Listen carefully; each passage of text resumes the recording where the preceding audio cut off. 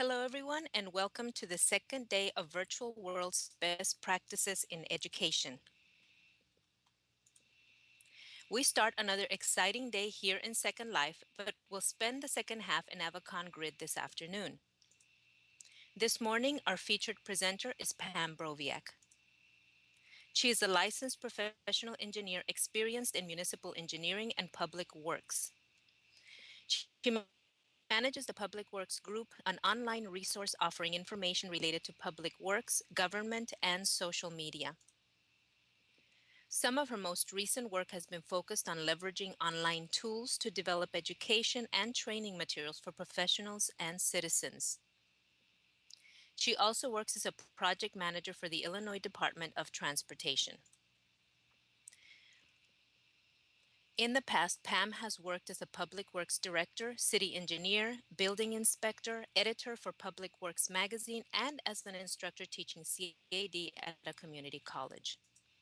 Pam earned her bachelor's degree in civil engineering from the University of Illinois in Champaign-Urbana.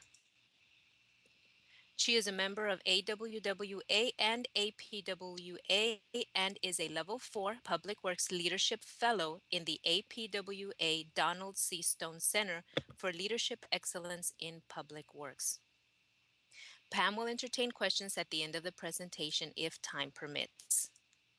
Colleagues and friends, it is my pleasure to introduce to you Pam Broviak.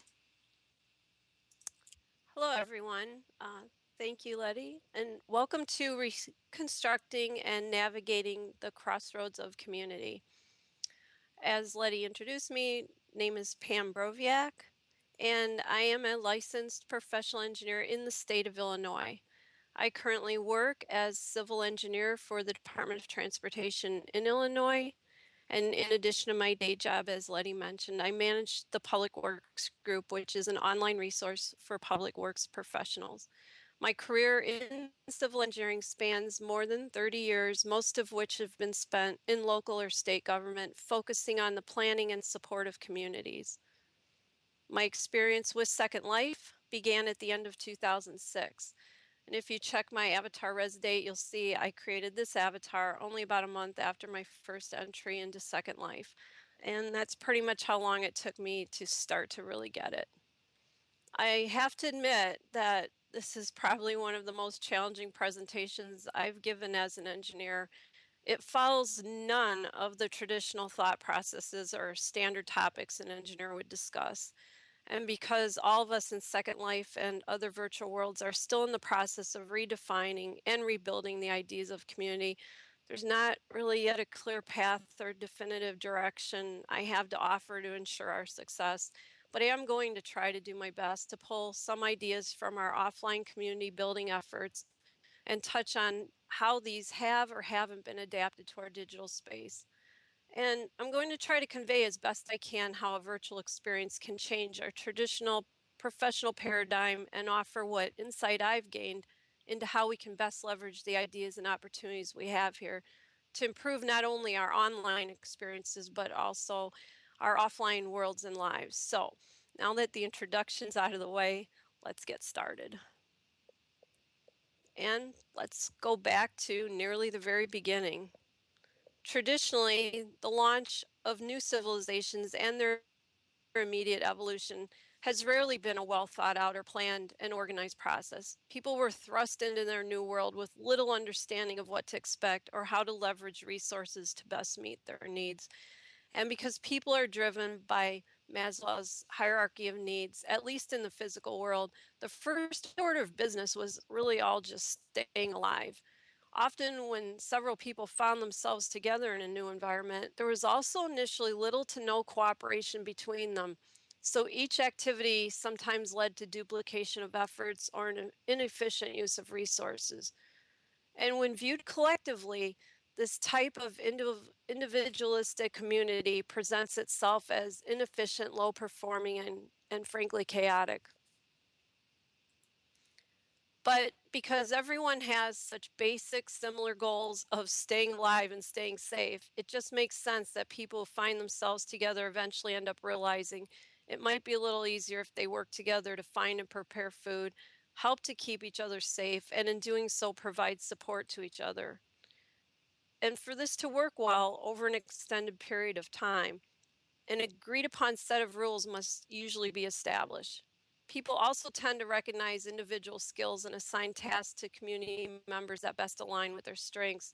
This approach maximizes the performance of the group, but it does take a certain level of cooperation and acceptance of one's role in the community. So let's jump ahead several thousand years to roughly 1300 to 1400 BC, and we'll stop in to see how just one specific community was doing. By this time, people had settled into agricultural based groups. They had established some level of recognized government or ruling body, and in most areas, this leadership seemed to be provided by a type of king, single ruler, or as in Egypt, a pharaoh. Around this time, we see Moses leading his people out of bondage in Egypt and into the desert. The story of the Exodus is interesting from a community perspective. Here we have a large group of people who had been slaves in total submission, finally free of the strict structure in which they had been forced to live. It doesn't take them long after making it to freedom to degrade into chaos. And while Moses has gone up the mountain, they create an idol or golden calf and do all types of things that people do who have no rules to guide their behavior. So, like most leaders of communities who find themselves facing complete anarchy, Moses had to lay down the law. And that's how we got the Ten Commandments, the world's first terms of service. Of course, the Bible can also be viewed as one of the original governing documents. Not only did it expand upon this term of service, but it offered examples of how to make sure you follow the terms and examples of what can happen to you if you don't. At the time, it served as the primary source of guidance for people who decided to follow that specific faith. And all along, we thought the terms of service in Second Life had gotten out of hand. This early terms of service ended up needing 2 books to convey all the information. And like many terms of service, the majority of people probably have not read the entire thing. So let's now move ahead a few thousand years to roughly the 13th and 14th centuries. During this time, the Iroquois, which I apologize, I just noticed that the Iroquois is misspelled on this slide and the next one, which I really can't stand. So I'm very sorry I did that. I didn't have time to re-upload it. But during this time, the Iroquois were a fractured group of tribes who did not cooperate and often waged war upon one another. Eventually, a man known as the Great Peacemaker showed up on the scene, intent on bringing order and peace to the Iroquois nation. Over time, he managed to convince people the importance of working together and uniting as one group.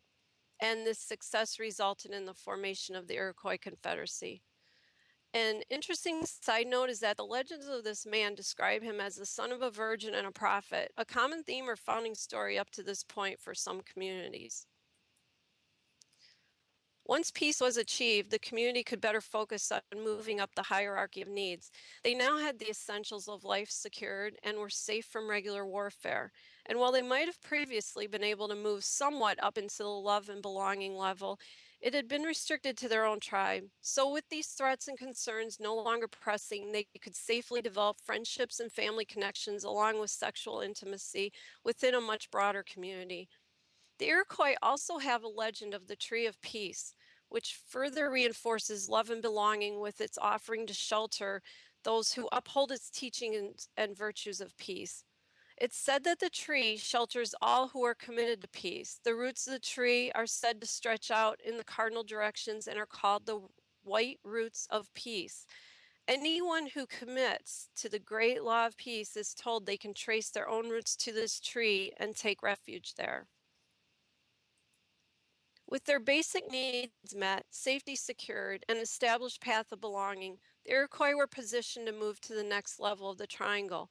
Orin Lyons, the faith keeper of the Turtle Clan of the Seneca Nations of the Iroquois Confederacy, describes their governance as based on their first principle of peace, the second of equity and justice, and the third of the power of good minds. As you can see in the quote, he goes on to acknowledge that while power of the good minds is great, it is a collective power, so it doesn't really work unless it's together. It's basic community guidelines and beliefs such as this that allow their community to achieve self-esteem, confidence, and respect, all qualities and elements of esteem. As we continue through time, we'll take a detour from strict community governance and rules and look instead at an innovative move made by the US government soon after the Revolutionary War, which ended up having more impacts on community than most people probably realized, which is why I'll spend a little more time on this topic than you'd probably expect. Being an engineer and having worked for a few land surveyors in my time, this is one of my favorite stories of community building. And as I tell it, some of it might sound a little familiar to those of you who've been in Second Life for some time. As the newly established US emerged from the Revolutionary War, the founding fathers realized they had significant debt and needed to find a way to make money to pay it off as soon as possible. So they looked around at what they had and decided they sure had a lot of land, but they needed money fast. So the traditional land models did not offer a quick and easy process to generate cash. I think it's a little difficult for those of us who live in the US today, and especially those of us who own land, to realize how land had been handled up to that point. The model in Europe for centuries had been one that restricted land ownership to a select few. Many times, only the few that the ruler of that country chose. But many landless people needed land just in order to survive. There's different estimates out there, but one average number thrown around is that 40 acres would be needed to sustain a family. So, because many back then relied upon the land to feed their family, the average person had to lease land from the landed gentry. In many countries, the lease required the tenant farmer to also tend to the landowner's crops and farms so many days out of the year. And land ownership in the original 13 colonies had not really been much better. So the leaders of the newly formed US decided to open up land ownership to anyone. And it was really quite an innovative idea at the time. Excuse me. The other problem then became how to handle the description of land that was to be sold, because up to this point, descriptions of boundaries were confusing and difficult to recreate. Some read like beginning at the northeast corner of Farmer Williams' barn, thence north 1,000 feet to the old oak tree where John Smith killed the bear, thence west 750 feet to the pile of stones placed near the end of Robert Small's fence, thence, and well, you can get the idea. It all worked at first, but then the barn burned down, no one remembered where the bear was killed, and Mr. Small's fence fell into disrepair and rotted away. So how could anyone ever really figure out where their property was? That method of describing property would not work. So the idea of splitting the country into essentially squares was developed. Each square section would measure 1 mile by 1 mile and consist of 640 acres. Because each square was laid out from a specific baseline and median, any square in any part of the country could easily be described and referenced, and each section could be further subdivided. An example would be the southeast quarter of Section 33, Township 20 North, Range 2 east of the second principal meridian. But the one trade-off in using this method of land subdivision was it ended up positioning people's homes as far as possible from each other, with usually at least a mile between homes. In Europe and other places that followed the tenancy model, the acreage for each family had instead been laid out in a long, thin strip of land lying next to a roadway. So this allowed people's homes to be placed at one end of the strip along the road and resulted in houses being only 100 or so feet apart, providing for a tighter community feel. Some might believe the story of the writing of the Constitution to be a significant step in community governance. And while it certainly was a monumental achievement at the time, it was not really totally unique in that the document incorporated many of the past rules and guidance we've already touched on and that other countries had already instituted or experimented with over time. Instead, the true innovation of this country's founding had been the distribution and sale of land and how it contributed to or detracted from community building. Land ownership by the individual is so important. I have to wonder if it really should have had its own level on the hierarchy of needs. And as an aside, if you excuse me, really want to ever dive into the topic, a great book on it is Measuring America by Andrew Linklater. I think it will resonate a lot with those of us who are interested in land ownership in virtual worlds. And anyway, back to our travel through time. So, while there was much effort put into the layout chosen for agricultural land, little thought sometimes went into the subdivision of towns. By the late 1800s, it was evident this lack of planning in cities was causing problems. Incompatible land uses were located next to each other. Sometimes land that should have been set aside for parks or open space was lost to developments. And overcrowding of parcels and buildings led to the spread of diseases and reduction in the health of the community. So in the early 1900s, there was a push for communities to develop their plans. One of the key takeaways from this effort is found in this excerpt from a planning book, which states it's important that city planning be more than one person's concern. It takes everyone to develop the best plan. So, where are we today on the hierarchy? How well have we made it through the ages, and did we make it to the top of the pyramid yet? Perhaps yes, to some degree, but it doesn't seem the communities we have built have completely achieved full self actualization. And then we have Second Life. Not founded by a prophet like some of our past communities. Well, at least I don't think he was a prophet, but I suppose time will tell that story. This year, we'll be celebrating the 12th birthday of Second Life, and even with it being around an impressive number of years, there's still some uncertainty by people over what it really is. It's a game, it's a place, it's a building and graphic arts tool. But whatever it is to you, it's definitely unlike anything that's come before. I can still remember the initial wandering of my avatar in confusion, then the moment weeks later when it finally clicked for me. Probably many of you can too. But even then, I didn't really truly understand the depth of possibilities until I spent more time here and started meeting more people. Excuse me. I have to think our experiences here allow us to secure a stronger self actualization. The uncertainty over anyone's actual race, gender, religion, etc., provides for an absence of prejudice we don't fully have in our offline worlds. Yes, in Second Life, I've heard there's some prejudice over specific avatar types, but avatar type is a choice and easily changed. Prejudice, as we understand it offline, comes from someone judging another based on attributes they did not choose or cannot change or can't easily change. Many of the other aspects of self actualization can also be realized here, perhaps more easily than we can achieve them offline. But as you can see, in Second Life, there's no longer a bottom to the triangle. I turned it gray because it's just not needed here. When we come here, we're not expecting it to sustain our basic needs by providing us food or water. Some might argue sex is provided, but I would believe the type of sex here does not result in physical contact, at least yet. So the sex here becomes more of a sexual intimacy found in love and belonging. And as a civil engineer, I primarily operate in the red zone or bottom of that triangle each day. Everything I do at work is designed to support the basic needs of a community. So initially, you would think Second Life would have no professional value to someone in my field. However, what's actually happened to me professionally is that my experiences here have developed skills that are useful at work, but that typically are not acquired by a civil engineer, or if they are, not to the same degree. And I'll get into that a little more later. So, as it turns out, land is just as big an issue in Second Life as it has been for the United States.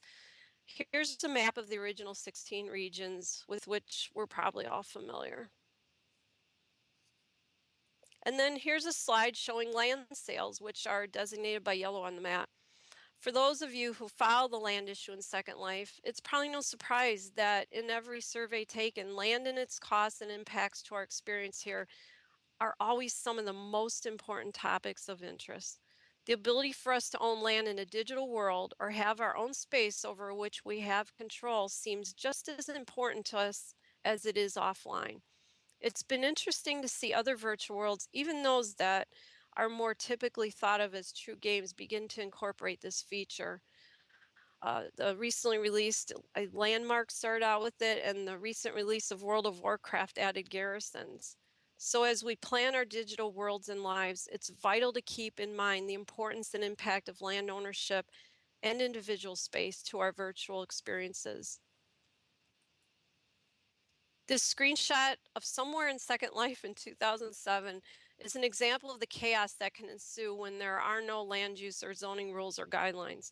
If you were around back then, you can probably recall the issues this caused and the impacts it had on your enjoyment of Second Life. From what I understand, there was at least one sim back then that did have zoning.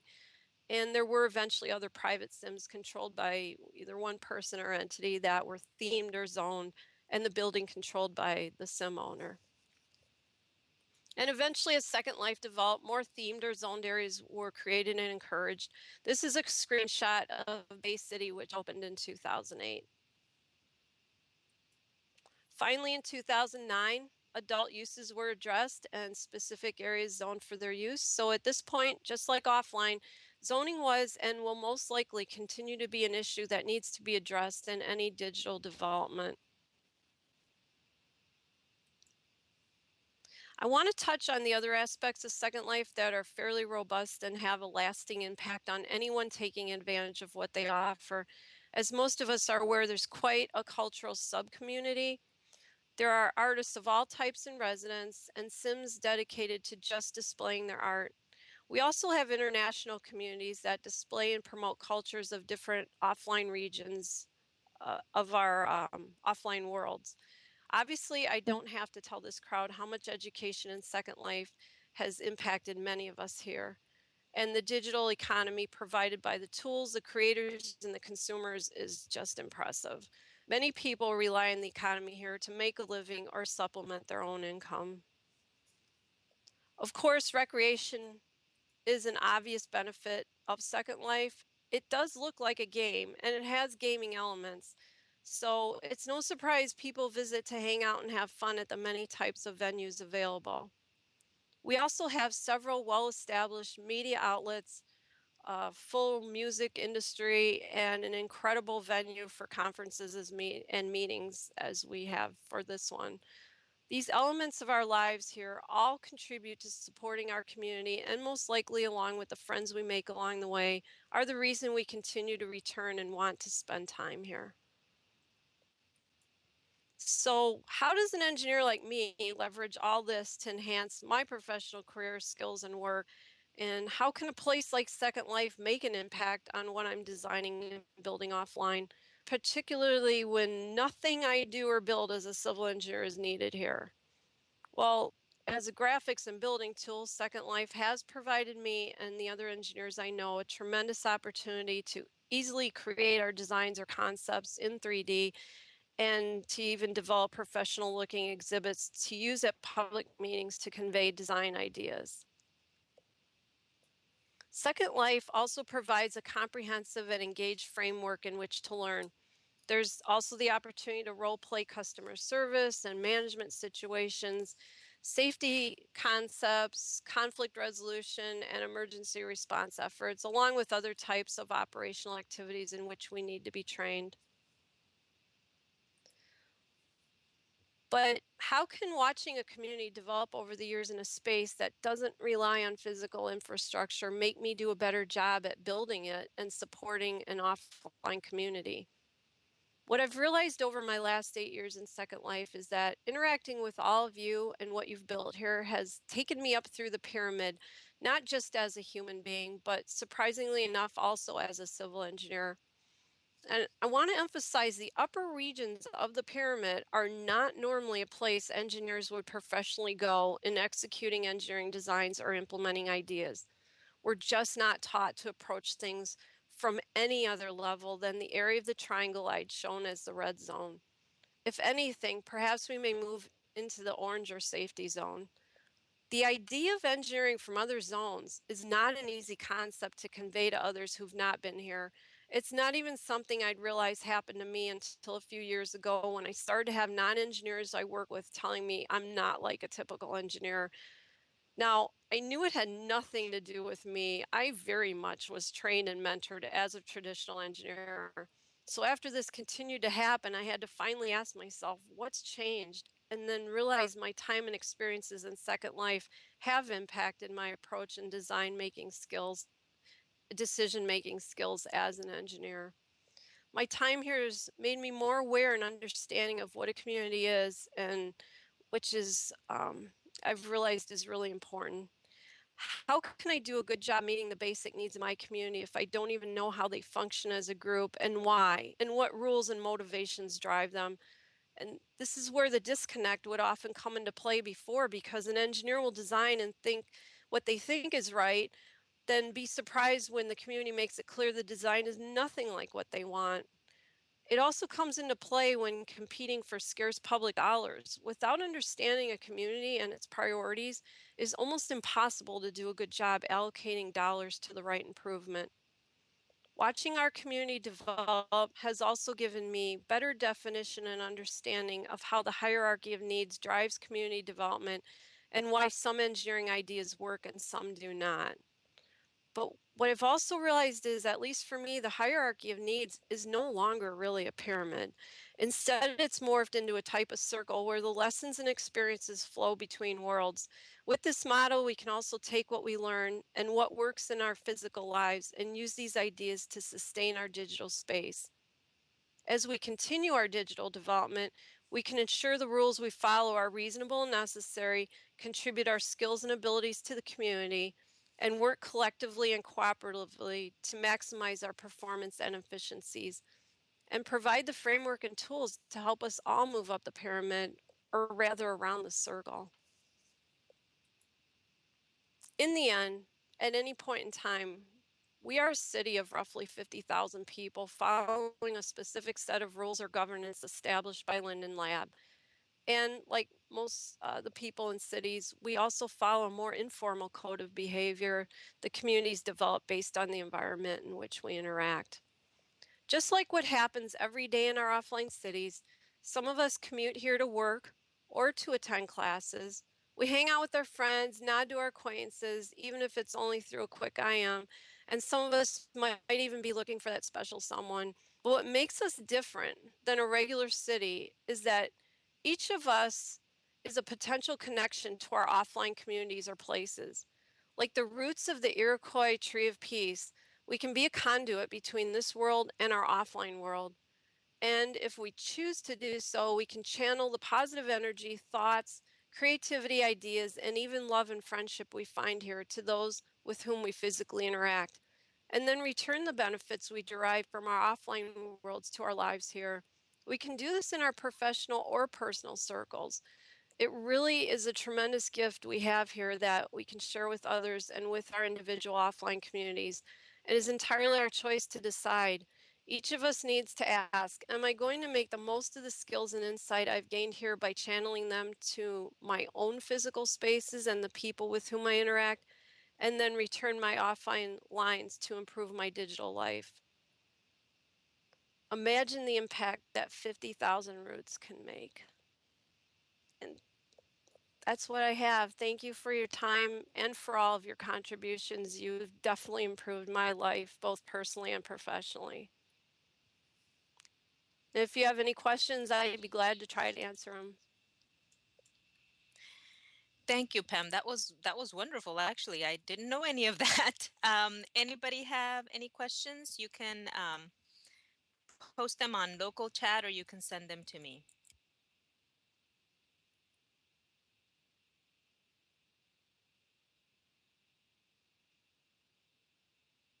Okay, I see that there's some typing. Let me see.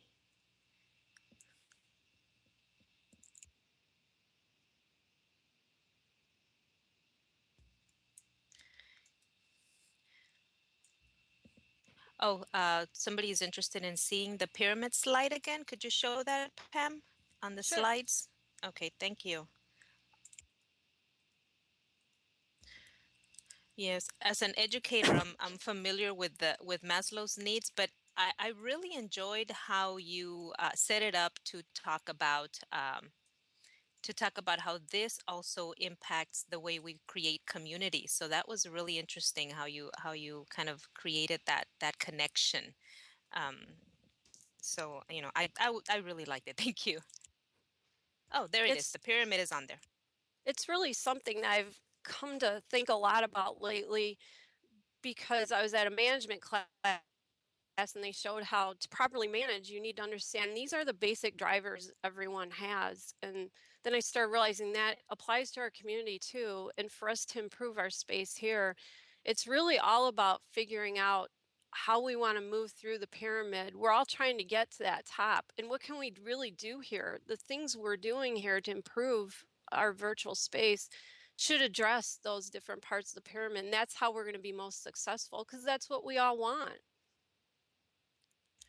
Have you ever, had some in-world projects? As you had mentioned in your presentation that that it impacted the way that you, do your job in real life. But have you ever created projects here or communities here, to for other purposes besides job, or has it mostly been for that?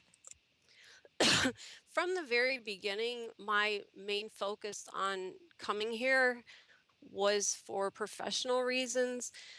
I've obviously made professional friends by being here that in a way end up being personal friends just because we interact so much.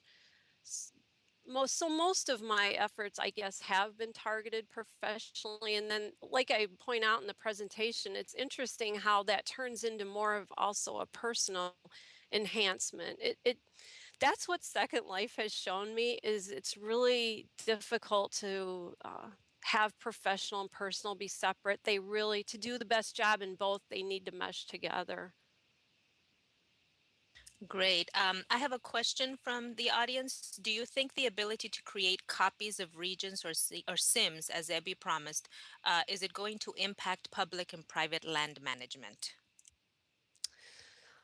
Well, I think the copy issue obviously would be a a type of permission copyright issue first that needs to be addressed, because that's always everyone's concern. Like with anything we create, whether it's offline or here, we need to have a good, clear method of retaining or giving away any rights that we want. So to copy a region, you'd have to be willing to set the permissions to allow that. I think for people in my field, that's huge. We already share everything and rarely retain copyrights. It's just not how government entities operate. So the ability to copy and archive things and share, it has always been a tremendous importance for someone in my field.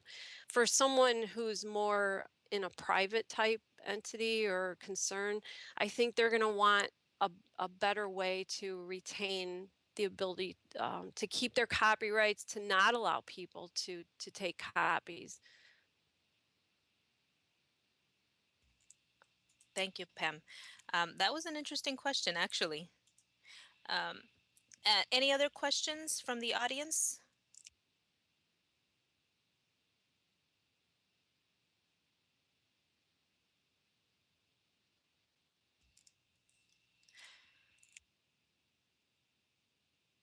Well, that is an interesting point that is made about about copyright. I have another question. Um, how is your changing perspective? Okay, well, let me quote this. I was wondering how your changing perspective impacted your interpersonal interactions in real life or work life. Do you think it caused you to become more involved with your community in real life? Oh, I can't stress enough the change it made on that level. As I said, it didn't really dawn on me till people started making comments, and then I started analyzing it more. Definitely, I don't know if any of you are engineers or if you know engineers, but we are typically of an introverted, non-personal type of profession, and it's just the nature of the beast. But what coming here allowed for me to do is to interact with people on a more personal level and understand how what I do professionally impacts them on those levels, because it really does. And so it's allowed me to be a much better communicator. It's unbelievable how much just what I've done here and how I've interacted with people has taught me to be to improve my communications in the offline world. So it's easier to get someone to understand your design and accept the fact that you're completely tearing up their community and changing everything if you can reach out to them on those levels rather than our typical way as an engineer of, well, this is a project, we're going to rip everything up and you're just going to love it, and not really understand that there's a lot more to it than just the physical aspect. I don't know if that makes sense, if I conveyed enough to answer your question, but it's just been a huge change and great improvement at work. It's really, really helped me with everything. Thank you. There was a comment from the audience. I find it easier to interact with people here as a woman engineer than I do in real life. And I guess that kind of speaks to what you said about being an introvert in your profession. Now, I have another question also in regards to are there other people besides you in your current job, or that you interact with in civil engineering that have also used Second Life? Or are you one of those pioneering people like some of us are in our institutions that are the first? um, that I've fortunately been able to meet a few engineers here, and not just civil, some in the other fields too, and they've obviously seen the benefit that you can get from hanging out here and using it to prototype designs and ideas, and then just interacting. I'm able to interact with engineers from all across the world by coming here, which I could never do. And what's interesting is I had a lot of college-aged engineers who are looking for guidance in their career contact me in Second Life, and I've had a lot of discussions with them over which field they should go in and why. So it's kind of been a mentoring opportunity too. Unfortunately, I've tried to get people I know who are engineers, and probably just like all of you who've tried the same thing with your coworkers. They come here, and one of the big things for us particularly as civils, is we're so focused on typical CAD software. So because to us, when we come here, this it seems so CAD like. We want to be able to integrate our regular CAD that we use every day with this. And although there's been some tools in the past, it just hasn't worked out well. So that's really kind of put the engineers I know off on using this. I think Autodesk is getting closer and closer to integrating their tools, and then with the Oculus, I've started to have some conversations with a few people I know who finally are starting to move in that direction. But a lot of it's been, I guess, to boil it down, a lot of the reason they don't want to come here is they don't see how it integrates with their current tools.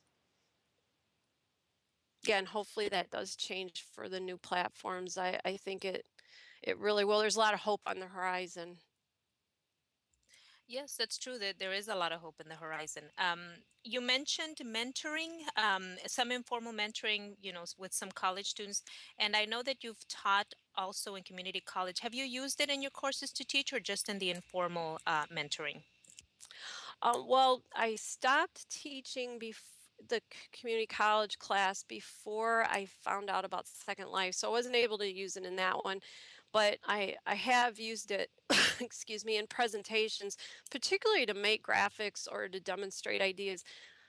Once you get here, and again, I don't know if the other engineers out there have found the same thing, but wow, it is so much easier to quickly throw something together here, because that's the problem I heard from just in a guy I talked to the other day. He said, well, we don't want to spend the time and the effort on trying to go 3D because it takes so much effort and work. And I think just come into a place like Second Life, it takes you less than a day to fully create your concept and your idea, at least to the point where you can start shopping it around and get input. It's unbelievable how easy the tools here help develop and design. That's That's actually a very interesting perspective, given that a lot of people think Second Life is actually quite of a learning curve for building. So, do you feel that your civil engineering, kind of the software and tools that you use for your job, kind of helped you bridge that knowledge base to Second Life? Well, the ones I'd mainly used were 2D rather than 3D, so it didn't resonate with me, the 3D here. But I think what it does do is as an engineer and you're used to using graphics and CAD, you keep persevering because you know eventually you'll get it because you got CAD. So maybe it's not so much I recognized the tools and they were easy for me to pick up and understand, but because I'd been so used to using graphic tools, it was something that I just knew if I keep at it, I'm going to eventually get it. It didn't scare me away. Oh, that's wonderful. It's interesting. And now you keep mentioning CAD. It's CAD, right? What does that stand for those of us who Com- don't know? oh, it's a computer aided drafting, and I'll tell everyone I actually started. I was hand drafting. This is like one of the dumbest things I ever said in my entire career. I was hand drafting. That's how I started, using ink on Mylar, which is like a plastic paper that we would use. So that's how old I am. I was pre-computer. And when they first brought in the first computer drawing that someone had made to show all of us, I said, well, that's stupid. Like, no one's ever going to do that because look how horrible it looks. It never would look like as good as what I can hand draw. I still think of how stupid and naive I was at, 20, 21 years old. And after that, I think that's the other thing that made me realize I will never be that naive and short-sighted again. Maybe that's why I'm jumping into everything now because I see what happened. Look at CADs everywhere. We don't hand draft at all anymore. Yeah, I think it seems interesting that we all have that naive stage in our early professions. I see some comments on here, and I think another question being it's fairly complicated online when you use other tools. Rather, that are fairly complicated. It makes SL less intimidating. Another question: do you see the current evolution trajectory of Second Life moving away from in-world building and simple scripting languages? It is encouraging concerning rapid prototyping. I think I did not read that appropriately, but it has something to do with how SL is evolving and whether the building tools will too, with more prototyping of new tools. It does seem like, particularly with the introduction of mesh, and then I saw a friend of mine on Facebook yesterday after the talk, the keynote yesterday, say that it looked like the next version will be even more advanced. So I think that will be a natural evolution. I hope they don't give up the simplistic tools too. I would hope they could be used in unison because that's what we need in our field is initially when we start, and I'm in the planning phase right now, that's where I work, is that very upfront phase. We don't need to spend hours and hours drafting or creating a detailed drawing. We just need something quick and dirty to get out there to show people. It doesn't have to be perfect. So those tools are really important. Like that engineer who told me the other day, I don't want to spend days and days creating a drawing just to have something in 3D. So it's important to keep those, but you do need the advanced tools because eventually you get to the point where in our field at least now the contractors are pushing us to have models that they're putting into their machinery, and the machinery kind of like in a robotic way creates the building, whether it's grading a road or actually 3D printing something like a building. So I think we need the full spectrum. I do see Second Life moving in that way, but I'm hoping that they don't give up the simplistic tools too, because it's used for all phases. Yes, that's a good point. And there were some comments from the audience that there are a lot better tools that you can make now. So I think the variety, would be wonderful. And somebody said, imagine using your hands. I So know. yeah.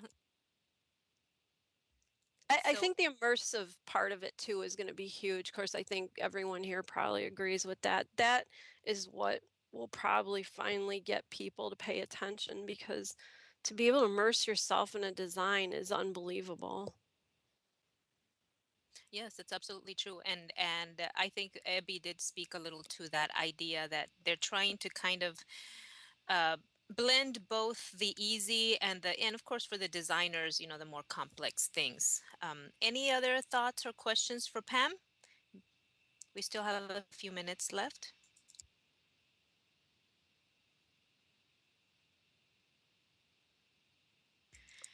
Okay.